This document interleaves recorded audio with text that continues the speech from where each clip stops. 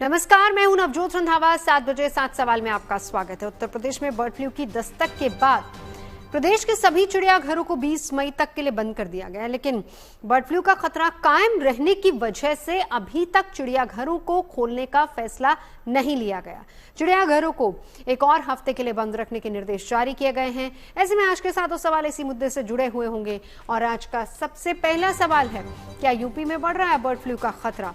UP के चिड़ियाघरों में जानवरों की लगातार टेस्टिंग जारी है और इसके साथ ही चिड़ियाघर के कर्मचारियों की लगातार जांच भी हो रही है।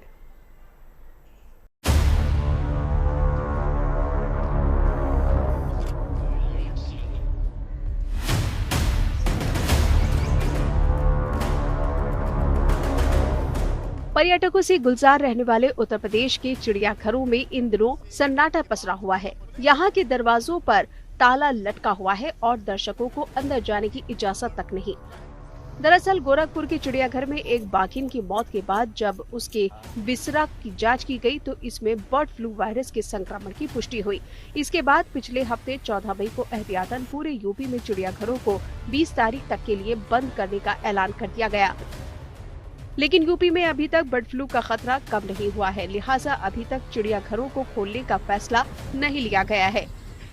यूपी भर में जितने जू हैं उन्हें खोलने के निर्देश अभी तक फिलहाल नहीं दिए गए हैं। हम इस वक्त लखनऊ जू में हैं और आप अगर इस दरवाजे को देखेंगे, इस गेट को देखेंगे, ये गेट आज भी बंद है। यहाँ ताला पड़ा हुआ है। जो आम विजिटर्स हैं वो देखिए यहाँ बाहर खड़े हैं अंदर जाने के लिए, पर क्योंकि बर्ड फ्लू का खतरा है इसलिए जो ऑफिशियल्स हैं वो अंदर जाने नहीं दे सकते। तो यहाँ पर लंबी लंबी कतारें टिकट काउंटर पर लगती थी, लेकिन आप यहाँ टिकट घर पर भी पूर्णतः सन्नाटा देखेंगे। और यहाँ पर भी आप एक बोर्ड लगा देखेंगे, अगर कैमरामैन गौरव दिखा पाए आपको, तो यहाँ भी देखिए एक बड़ा सा एक पोस्टर लगा रखा है। कार्डबोर्ड पे लिखा हुआ है क्लोज, यानी कि काउंटर क्लोज है। बर्ड फ्लू संक्रमण का पहला मामला गोरखपुर के चिड़ियाघर में दर्ज किया गया था। इसके बाद यहाँ के चिड़ियाघरों को 20 मई तक बंद करने का आदेश जारी कर दिया गया, जिसे अब बढ़ाकर 27 मई तक कर दिया गया है। यहाँ पर अभी भी जानवरों के सैंपल लिए जा रहे हैं। कानपुर में स्थिति ज्यादा खराब है। यहाँ पर कई जानवरों में बीमारी के लक्षण पाए गए हैं। यहाँ के चिड़ियाघर प्रबंधन के मुताबिक अस्पताल क्षेत्र में 2 बाघिन और 3 तेंदुए बीमार हैं और उन्होंने खाना पीना बंद कर दिया है। एक और काले हिरण को भी बीमार होने की पुष्टि चिड़ियाघर प्रबंधन ने की है। बीमारी के लक्षण दिखने वाले जानवरों की बढ़ती संख्या ने चिड़ियाघर प्रबंधन की चिंता को भी बढ़ा दिया है। ऐसे में चिड़ियाघर में बर्ड फ्लू संक्रमण के फैलने की आशंका को देखते हुए चिड़ियाघर में रेड अलर्ट घोषित कर दिया गया है। कानपुर प्राणी उद्यान में सघन तौर से वन्यजीवों की सैंपलिंग का कार्य किया गया और वॉक इन एविरी और एविरी सेक्शन से हमने 9 बर्ड्स का सैंपल लिया है। इसके अलावा हर्बीवोर क्षेत्र में एक ब्लैक बक जो बीमार था उसकी भी सैंपलिंग करके हम भोपाल भिजवा रहे हैं। कानपुर चिड़ियाघर में जानवरों के नमूने लगातार इकट्ठे किए जा रहे हैं और इनकी जांच भी की जा रही है। यहाँ पर बीमार जानवरों के सैंपल जांच के लिए भोपाल में राष्ट्रीय उच्च सुरक्षा पशु रोग संस्थान को भेजे जा रहे हैं। इसके अलावा चिड़ियाघर में लगातार कर्मचारियों के द्वारा सैनिटाइजेशन भी किया जा रहा है। वहाँ से भी हम पानी के सैंपल जो वॉक इन एविरी में पॉन्ड है उनके पानी के सैंपल को भी और वहाँ की जो पानी की टंकी है उसके सैंपल को भी पैथोजेनिसिटी टेस्ट के लिए भोपाल भेज रहे हैं। यूपी के बागपत में भी बर्ड फ्लू को लेकर अलर्ट जारी किया गया है। यहाँ पूरे जिले से जानवरों के 60 सैंपल एकत्रित कर जांच के लिए बरेली भेजे गए हैं। प्रशासन ने पोल्ट्री फार्म, तालाबों और बतख पालन क्षेत्रों में विशेष निगरानी के निर्देश दिए हैं। प्रवासी पक्षियों के जरिए वायरस के प्रसार की संभावना को देखते हुए बागपत में वन विभाग को भी अलर्ट पर रखा गया है। संक्रमण की रोकथाम के लिए जिले में 6 सर्विलांस टीमें गठित कर दी गई हैं, जो चिन्हित स्थानों पर लगातार निगरानी कर रही हैं। बर्ड फ्लू के बढ़ते खतरों के बीच सरकार के द्वारा गठित विशेषज्ञ टीम चिड़ियाघरों का दौरा कर रही है और जानवरों की मौत, इलाज और प्रबंधन की समीक्षा करने में जुटी हुई है। लखनऊ से समर श्रीवास्तव के साथ कानपुर से सिमर चावला, ब्यूरो रिपोर्ट, कुटिया टुडे। गोरखपुर चिड़ियाघर में सबसे पहले बर्ड फ्लू की पुष्टि हुई थी, लिहाजा बर्ड फ्लू की रोकथाम के लिए बनी केंद्रीय जांच टीम ने गोरखपुर चिड़ियाघर में पूरे परिसर का निरीक्षण किया। टीम ने बब्बर शेर समेत पक्षियों और वन्य जीवों के 50 से अधिक सैंपल्स लिए। ऐसे में आज का हमारा दूसरा सवाल इसी से जुड़ा हुआ है कि गोरखपुर चिड़ियाघर में अब तक हुई जांच में क्या हुआ है। केंद्रीय टीम ने पूरे परिसर के अंदर और बाहर दोनों का निरीक्षण किया और वहां से सैंपल्स इकट्ठा किए। इसमें तालाब, पीने और नहाने के पानी के भी नमूने लिए गए हैं।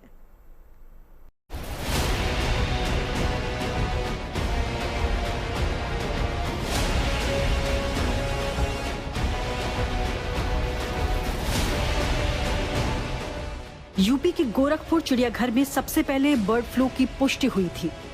यहां पर 7 मई को बाघिन की मौत के बाद जब उसके विसरा का सैंपल भोपाल भेजा गया तो पता चला कि उसकी मौत के पीछे बर्ड फ्लू का संक्रमण था।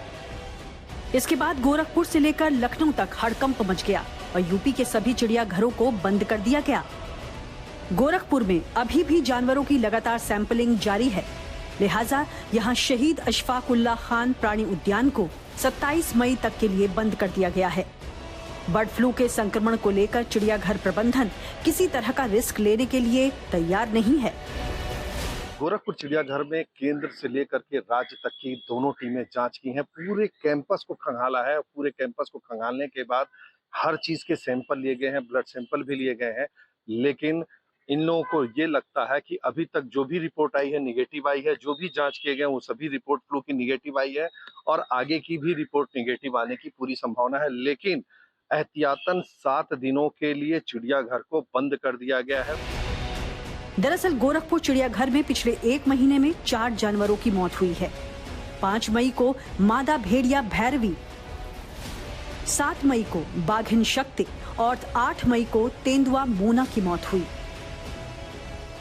बर्ड फ्लू से बाघिन शक्ति की मौत की पुष्टि के बाद गोरखपुर में इस वायरस की रोकथाम के लगातार उपाय किए जा रहे हैं।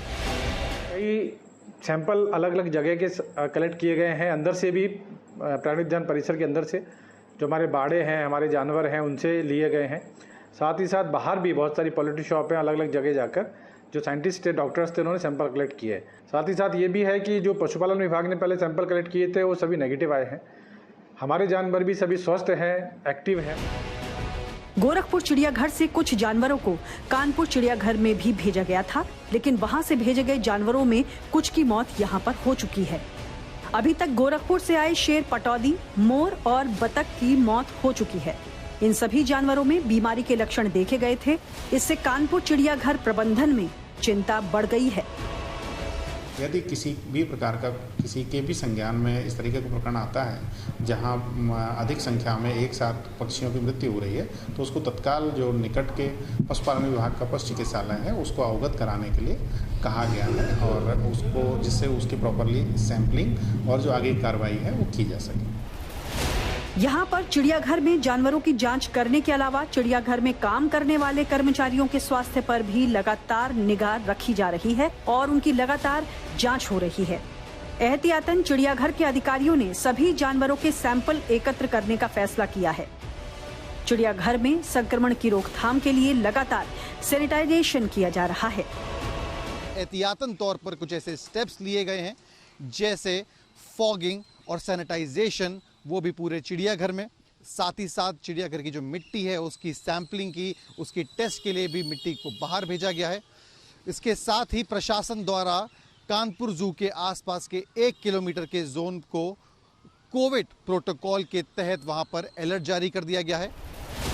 इटावा लायन सफारी को 20 मई तक बंद किया गया था। इसको बुधवार से शर्तों के साथ शुरू करने का फैसला भी लिया गया था, लेकिन देर शाम लखनऊ से मिले दिशा निर्देशों के बाद लायन सफारी को 27 मई तक बंद रखने का फैसला किया गया।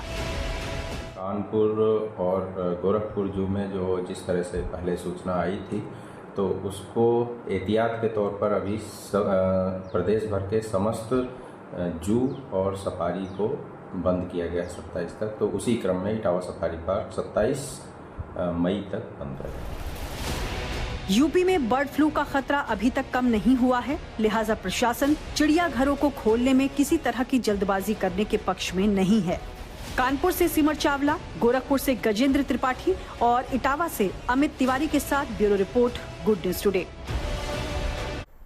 चिड़ियाघरों में बर्ड फ्लू की दस्तक के बाद चिड़ियाघर प्रशासन संक्रमण की रोकथाम के साथ ही लगातार कोशिशें भी कर रहा है और इसके लिए परिसर में साफ सफाई के साथ साथ पूरे परिसर में लगातार सैनिटाइजेशन का काम भी किया जा रहा है। और आज का तीसरा सवाल भी यही है कि बर्ड फ्लू की दस्तक के बाद चिड़ियाघरों में क्या क्या उपाय किए जा रहे हैं, इसके बारे में बता रहे हैं लखनऊ से हमारे संवाददाता समर श्रीवास्तव। बचने के लिए क्या किया जा रहा है, आप अगर तस्वीरें अंदर की कुछ दिखा पाएं तो दिखाएं और समझाएं कि बर्ड फ्लू से बचने के लिए लगातार यहाँ सैनिटाइजेशन का काम जारी है और साफ सफाई की जा रही है। इवन जो जानवर हैं उनके सैंपल्स भी लिए जा रहे हैं। कई वर्कर्स आपको यहाँ पर नजर आएंगे, जो कैमरामैन गौरव दिखा रहे हैं आपको, दूर दूर तक कई लोग जो हैं वो चहलकदमी कर रहे हैं। ये सभी यहाँ के वर्कर्स हैं, यहाँ का स्टाफ है जो नजर रख रहा है कि सैनिटाइजेशन का काम सही से चलता रहे और जो सैंपलिंग जानवरों की होनी है वो होती रहे। क्योंकि गोरखपुर से ये केस उठा और फिर लखनऊ जू को उसके बाद बंद किया गया। गोरखपुर से के बाद यहाँ पर जो सैंपल मिला वो पॉजिटिव आया।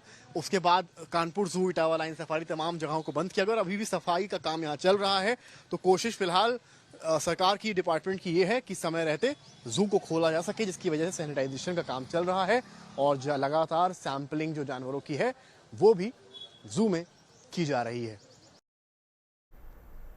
बर्ड फ्लू से केवल चिड़ियाघर के जानवरों को ही खतरा नहीं है, बल्कि चिड़ियाघर के कर्मचारियों के लिए भी ये किसी गंभीर संकट से कम नहीं है। ऐसे में कर्मचारियों को चिड़ियाघर के अंदर मास्क और पीपीई पहनना अनिवार्य कर दिया गया है और उनकी सेहत पर भी खास नजर रखी जा रही है।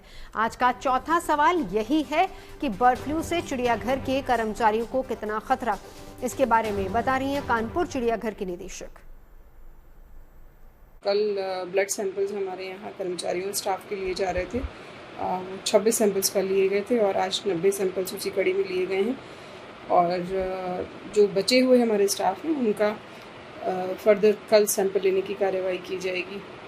और सैंपलिंग के अलावा जो रोज़ भी एवियन इन्फ्लुएंजा रोकने के जो हमारे मेजर्स हैं, जैसे कि फॉगिंग हो गया या केजेस में ब्लो टॉर्चिंग कराने की प्रक्रिया हो गई या फिर कली चूना या हाइपोक्लोराइड का छिड़काव हो गया, ये सभी हमारे द्वारा किया जा रहा है और सारे प्रयास किए जा रहे हैं कि हम इस डिजीज़ के वायरस का कंटेनमेंट कर सकें। बर्ड फ्लू वैसे तो परिंदों से होने वाली बीमारी है, लेकिन इससे परिंदों के साथ जानवरों और इंसानों को भी गंभीर खतरा हो सकता है आज, और इससे सावधान रहने की बहुत जरूरत है। पांचवा सवाल इसी से जुड़ा हुआ है कि परिंदों और जानवरों के लिए बर्ड फ्लू कितना खतरनाक है। कानपुर में किस तरह से परिंदों और जानवरों का ख्याल रखा जा रहा है, इसके बारे में बता रहे हैं वहां की निदेशक श्रद्धा यादव। सभी जानवरों का जो हमारे यहाँ स्वास्थ्य, उनका बिहेवियर और ये सब हम स्टडी करते हैं, तो इनमें से किसी में भी कोई एबनॉर्मल असामान्य व्यवहार हमें नहीं दिखा है।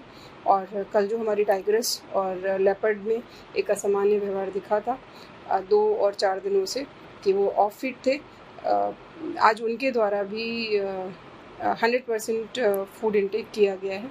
तो मुझे लगता है कि काफ़ी कुछ हद तक अपने प्रयासों से हम लोगों ने इस स्थिति पर कंट्रोल किया है और आगे आने वाले दिनों में भी ये प्रयास निरंतर जारी रहेंगे जब तक कि हम अपने आप को avian influenza virus free zone ना बना लें। उत्तर प्रदेश में बर्ड फ्लू के दस्तक देने के साथ ही यूपी के पड़ोसी राज्य भी सतर्क हो गए हैं। उत्तराखंड के जंगल और जानवरों को लेकर भी एहतियात बरतने का फैसला लिया गया है। आज का छठा सवाल इसी से जुड़ा हुआ है कि क्या उत्तराखंड में भी बर्ड फ्लू का खतरा है। उत्तराखंड विभाग हाई अलर्ट पर है और राज्य के सभी टाइगर रिजर्व्स को विशेष सतर्कता बरतने के निर्देश दिए गए।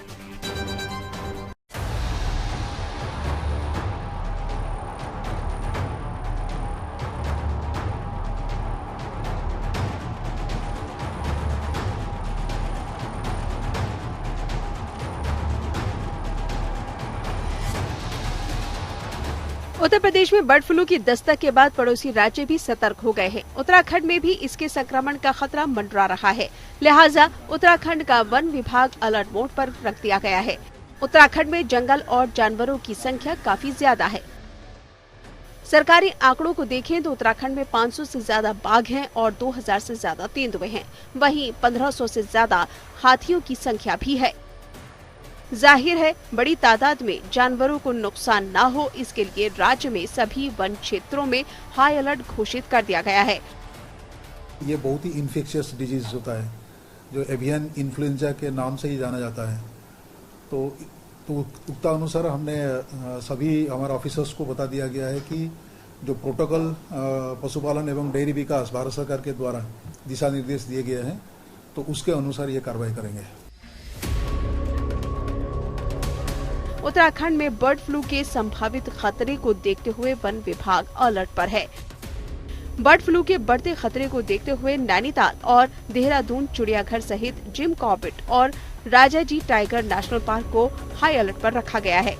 एवियन इन्फ्लुएंजा को लेकर उत्तर प्रदेश के साथ जो बाकी राज्य है उनमें भी अलर्ट घोषित किया गया है और इसके साथ ही सेंट्रल जू अथॉरिटी की गाइडलाइंस के बाद उत्तराखंड में भी वन विभाग ने एक अलर्ट जारी किया है। उस अलर्ट के बाद तमाम जूज और डीएफओज जो है उनको गाइडलाइंस दी गई हैं। राज्य में वन विभाग के कर्मचारियों को भी निर्देश जारी कर दिए गए हैं। नैनीताल और देहरादून के चिड़ियाघरों में सैनिटाइजेशन का काम किया जा रहा है। सारे जितने भी हमारे एनक्लोजर्स हैं, बर्ड्स के हैं, रेप्टाइल्स के हैं, पूरी पेरिफेरी को हम सारी को स्प्रे कर रहे हैं। एनक्लोजर्स के आसपास, इवन लार्ज कार्निवोर्स के आसपास भी, हर्बीवोर्स के आसपास भी सुबह शाम उसको स्प्रे कर रहे हैं डिसइंफेक्टेंट से। साथ ही सारे बाड़ा कीपर को इंस्ट्रक्ट किया गया है कि आपको किस तरह से हाइजीन मेंटेन करनी है। बार बार उनको रिमाइंडर देते रहते हैं, उनकी मीटिंग कॉल करते हैं जू आवर्स के बाद। उत्तराखंड में चिड़ियाघर समेत टाइगर पार्क और रेस्क्यू सेंटर्स पर भी सतर्कता बरती जा रही है। वन्य जीवों की सुरक्षा को लेकर एहतियातन कई और कदम भी उठाए गए हैं। 15 तारीख को हमें सेंट्रल जू अथॉरिटी से गाइडलाइन प्राप्त हुई ईमेल के माध्यम से, जिसमें निर्देश दिए गए थे कि क्या क्या हमें एहतियात के तौर पर क्या सावधानियां बरतनी है और उनको हमने फॉलो 14 तारीख से ही शुरू कर दिया था। हमारे यहाँ जो चिकन की सप्लाई आती है कार्निवोरस एनिमल्स के लिए, प्लस कुछ हमारे वाइल्ड बर्ड्स हैं जो पर्टिकुलर मीट पे फीड करती हैं, तो उनके लिए वो चिकन को हमने बंद कर दिया है। देहरादून में चिड़ियाघर और कई रेस्क्यू सेंटर्स हैं जहां पर टाइगर और लेपर्ड भारी संख्या में देखने को मिल जाते हैं। ऐसे में सुरक्षा के लिहाज से यहां 500 से ज्यादा पक्षियों के सैंपल लिए गए हैं, जिनकी जांच अभी की जा रही है और साथ ही वन विभाग को इस बीमारी के संभावित खतरों से बचाने के लिए निर्देश भी जारी कर दिए गए हैं।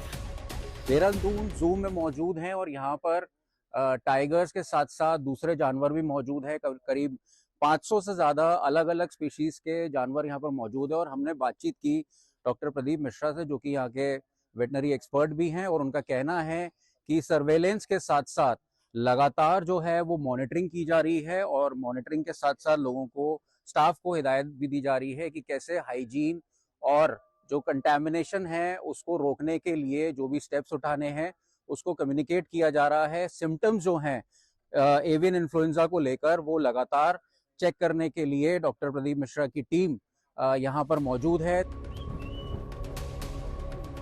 उत्तराखंड में बर्ड फ्लू जैसे बड़े खतरे को राज्य में फैलने से रोकने के लिए हर संभव प्रयास किया जा रहा है और कोशिश यही है कि बर्ड फ्लू राज्य में पैर ना पसार सके।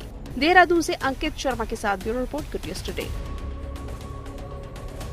बर्ड फ्लू में पक्षियों के जरिए संक्रमण आम लोगों में भी फैल सकता है और इससे बचाव में लोगों को नॉनवेज खाने के दौरान अलर्ट रहने की सलाह दी जाती है। आज का 7वां और आखिरी सवाल यही है कि नॉनवेज खाने वालों को सतर्क रहने की क्या जरूरत है। इसके बारे में विस्तार से बता रहे हैं बलरामपुर अस्पताल के senior consultant doctor Praveen Srivastava. अमूमन लोगों को इसके लिए परेशान होने की बहुत जरूरत नहीं है। मास्क आदि लगा कर रहें और कोशिश करें कि थोड़ा सा आजकल नॉनवेज में चिकन वगैरह का इस्तेमाल जरा भाई कम कर दें और ना करें, क्योंकि चूंकि ये पक्षियों मुर्गियों में ही पाया जाता है तो होने की संभावना ज्यादा होती है। बचने के तरीकों में आप पक्षियों से थोड़ा दूरी बना के रखें, चिकन आदि खाने से बचिए, हाथों को अच्छी तरीके से आपको धोना है, सार्वजनिक स्थानों पर मास्क आदि लगाकर आप रहें ताकि आप दूसरों से अगर किसी को भी अगर इन्फेक्शन है तो उससे आपको बचाव हो, चाहे पक्षियों को उससे हो और चाहे कोई इंसान उससे प्रभावित हो। तो स्वतः आप जब मास्क आदि लगा कर रहेंगे तो आपको इससे बचाव होने की संभावना रहेगी। खतरनाक स्थिति तो किसी भी वायरल इन्फेक्शन का जब किसी क्रॉनिक स्टेज में पहुंच जाएगा तो खतरनाक तो हो ही जाता है, तो वो खतरनाक ना हो इसके लिए आप पहले से ही अगर बचाव करेंगे तो वो स्थिति नहीं होगी और ऐसी स्थिति होने पर तत्काल आप चिकित्सक से परामर्श लें। 7 बजे 7 सवाल में अभी के लिए बस इतना ही। देश और दुनिया की तमाम अच्छी खबरों के लिए आप देखते रहिए।